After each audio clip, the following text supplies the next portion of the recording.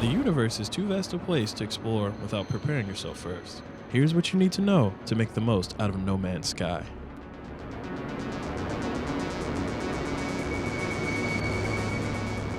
The goal of No Man's Sky is getting to the center of the galaxy where a secret awaits any player who travels there. Tempting, no? But you should fight the urge to beeline through No Man's Sky. The game is experienced best when you really dig into the planets, mapping out the different flora, fauna, and man-made structures scattered everywhere. Even your starting planet is a bounty for discoveries. Be sure to loot your crash site as there are lots of goodies lying around at your start point. Keep an eye out for containers and other objects you may easily overlook so early in the game.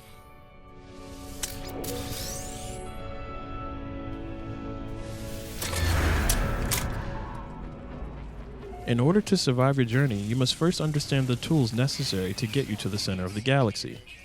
First and foremost is the mining tool.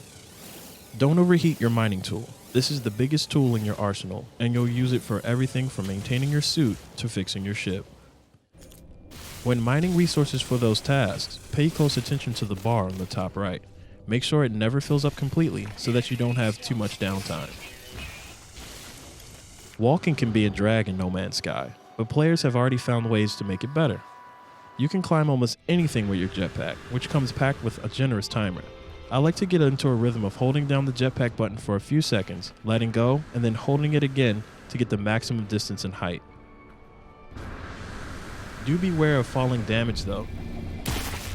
Radiation protection falling. As we all know, falling hurts, yo.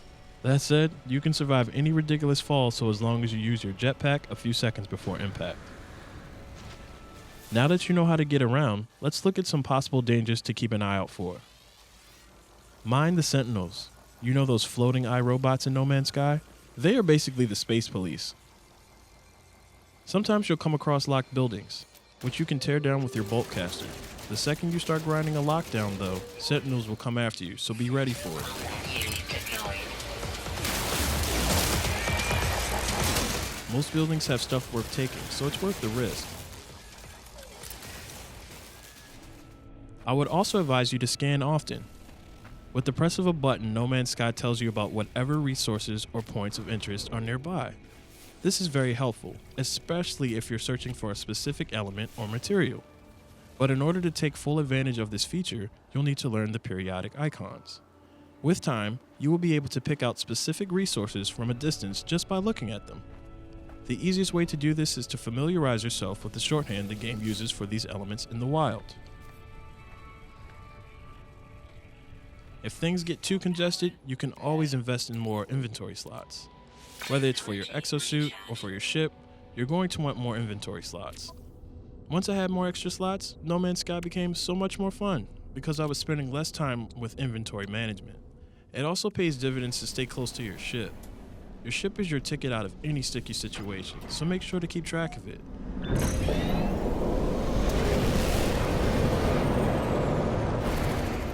Last but not least, you should take the time to explore any and everything you see in the world. Underground, underwater, in space. If you can see it, you can explore it and loot it.